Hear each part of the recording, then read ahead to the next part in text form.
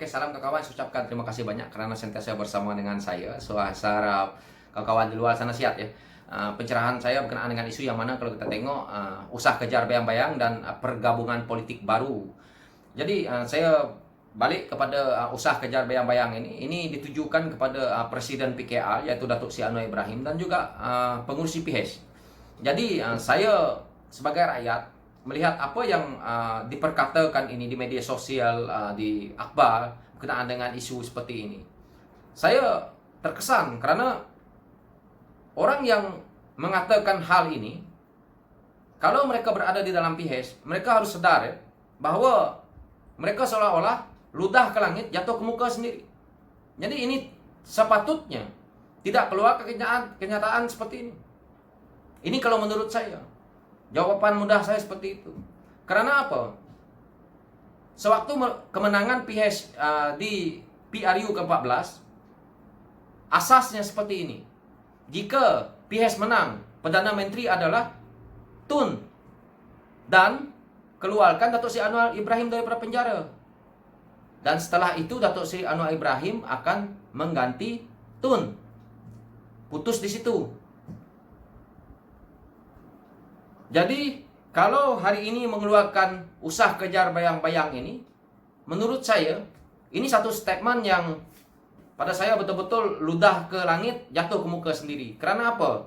Ini adalah asasnya. PKR, untuk orang PKR, asas mereka adalah Datuk Seri Anwar Ibrahim ini layak menjadikan PKR ini ada hari ini. Bahasa mudahnya. Tanpa perjuangan PKR ini, perjuangan awalnya adalah perjuangannya Datuk Seri Anwar Ibrahim. Jadi kalau kita nak bercerita tentang kejar bayang-bayang, setiap parti pun sama seperti parti yang mana yang lain. Inginkan Perdana Menteri dari parti mereka. Jadi kerana Datuk Seri Anwar Ibrahim ini pengurusi PH atas mandat orang-orang yang mengatakan kejar bayang-bayang ini tadi. So jangan dipertikaikan.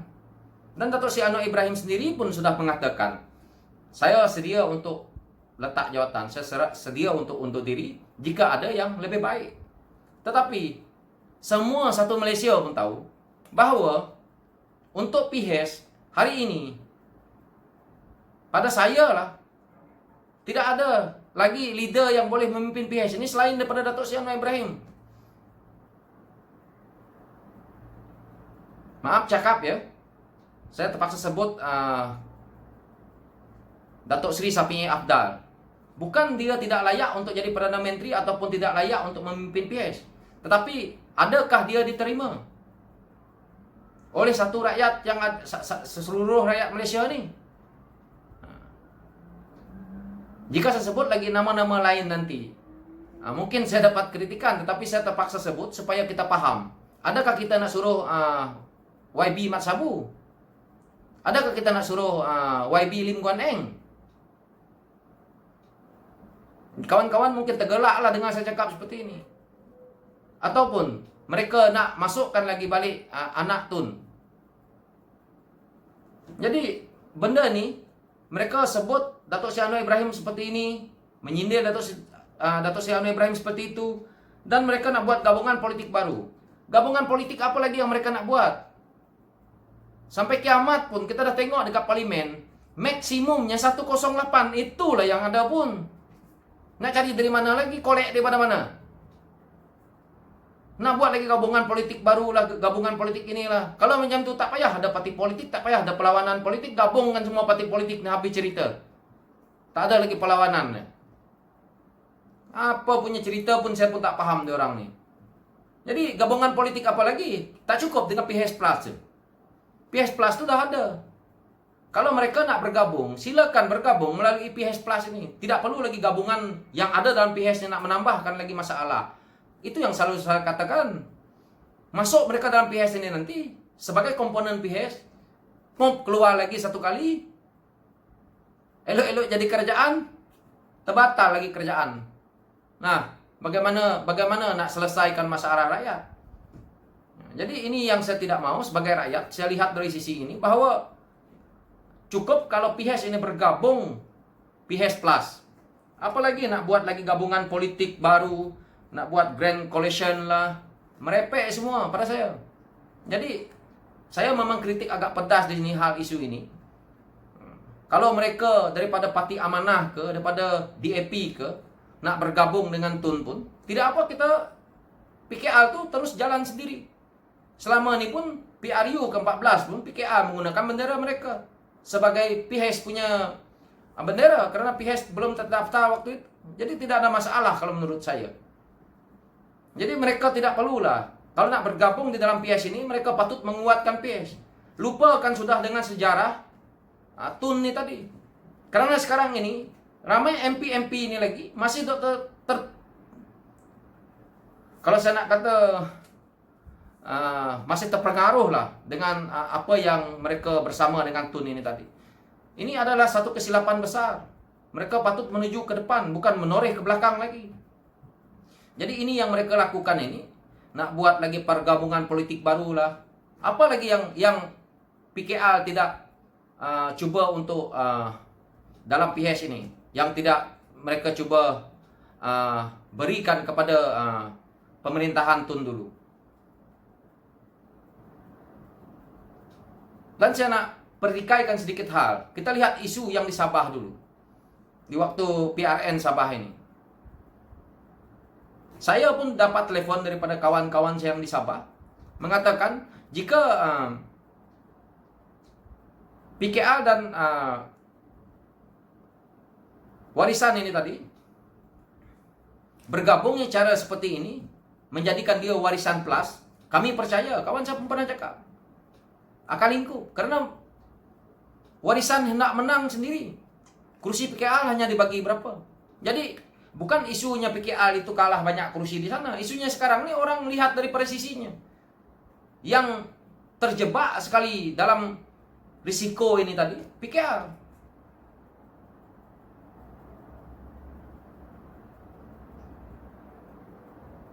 Ini kalau kita nak lihat, mereka nak buat gabungan politik baru, nak tukar kepada leader lain konon-kononnya. Ini semua untuk nak mengelakkan supaya Datuk Seri Anwar Ibrahim ni naik sebagai Perdana Menteri akan datang. Dan mereka cuba untuk menggantikan kepada orang lain. Mungkin yang mereka nak buat ini nanti, mungkin nak letak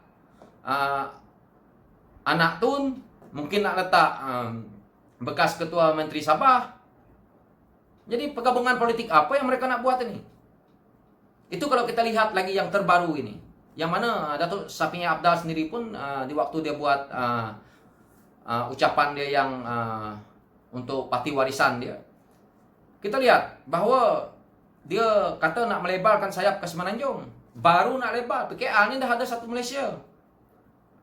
Buat sementara waktu ni, kalau betul nak bergabung dengan cara betul, inilah yang ada. Pakai dulu yang ada, pertahankan yang ada dulu. Nanti kalau sudah memang betul sudah menang dalam PRU ke-15, silakan. Sekarang kekuatan tak ada, nak pecah belahkan PHS yang ada. Dan yang mana pula yang ada di dalam PHS ini pula sibuk juga mendengar juga hasutan yang sama. Jadi bagaimana? Minta maaf lah, dah jadi MP lama tapi pendirian tingtong sana tingtong sini buat apa? Begitulah yang rakyat nak lihat. Kalau MP tingtong seperti ini, baik tak payah jadi MP. Menyusahkan rakyat.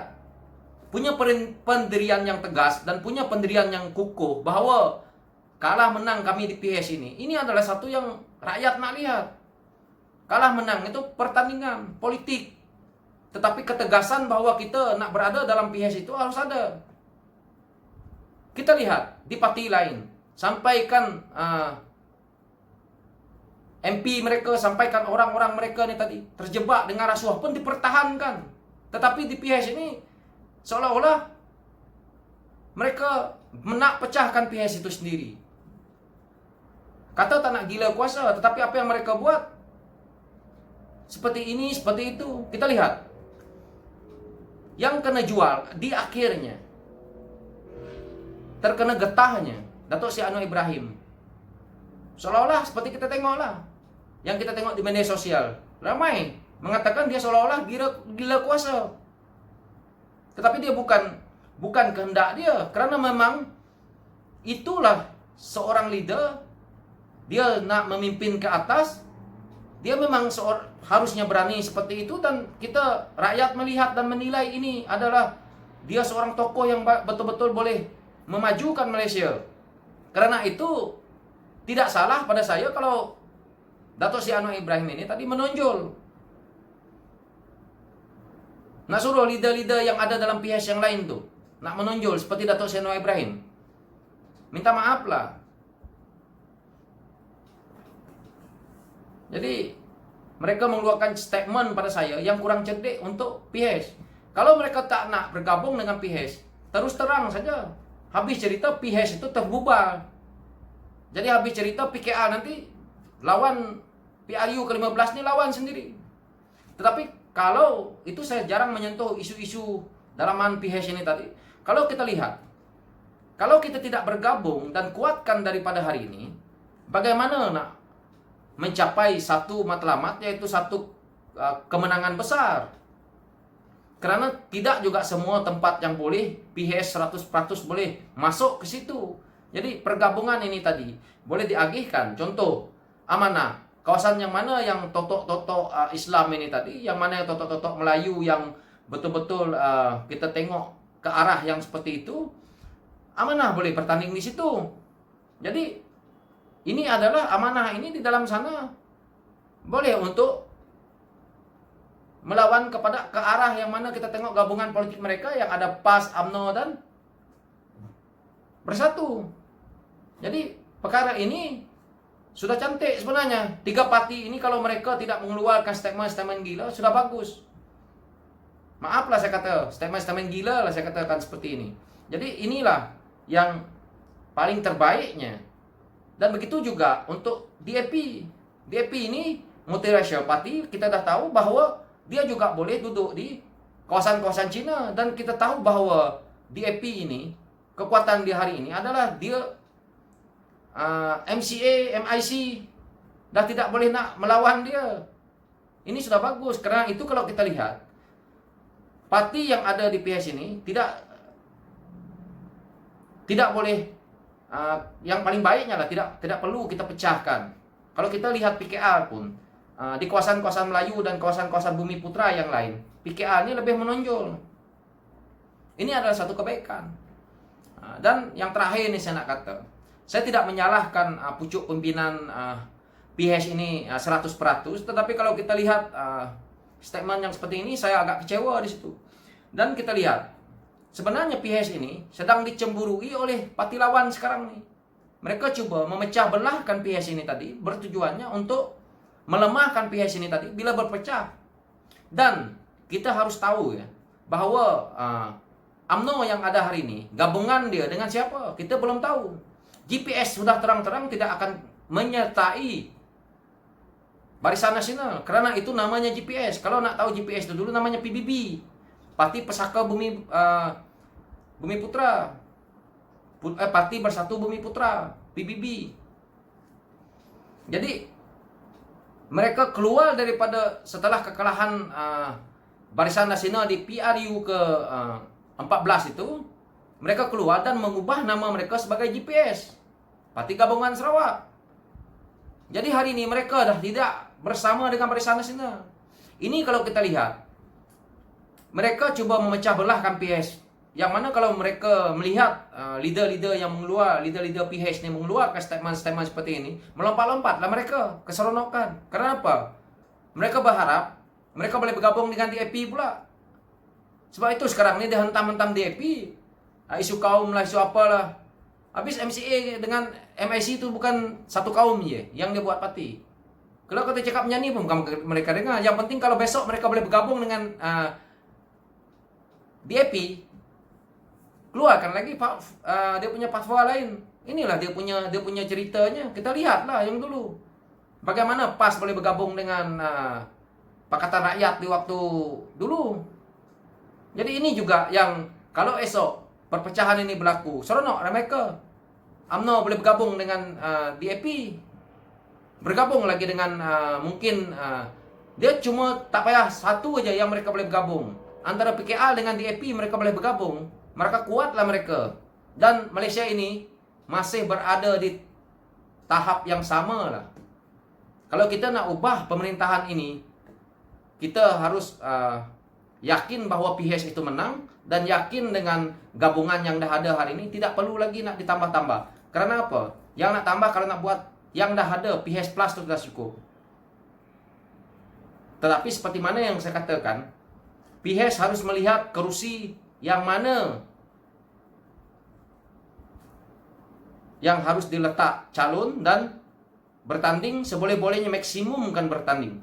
Supaya bila satu daripada PHS Plus ini tadi keluar, sebenarnya kita tengok tidak menjejaskan PHS ini jatuh sekali lagi apabila memerintah kerajaan Malaysia. So, ini saja yang saya beletel sedikit kepada kawan-kawan tentang isu ini. Kawan-kawan yang menonton ini mungkin paham semua, tetapi sekurang-kurangnya kita share di sini sebagai inilah permainan politik yang apabila orang daripada pihak yang kita sokong, mereka cuba mengeluarkan kenyataan seperti ini. Ini pada saya tak perlulah. Pergabungan yang ada ini sudah cukup baik, dan statement ini sepatutnya tidak apa, benda sudah berlalu, tetapi kuatkan PHS ini supaya boleh mengembalikan mandat rakyat yang telah diambil oleh mereka, dan itu saja harapan saya. Oke, thank you kawan-kawan.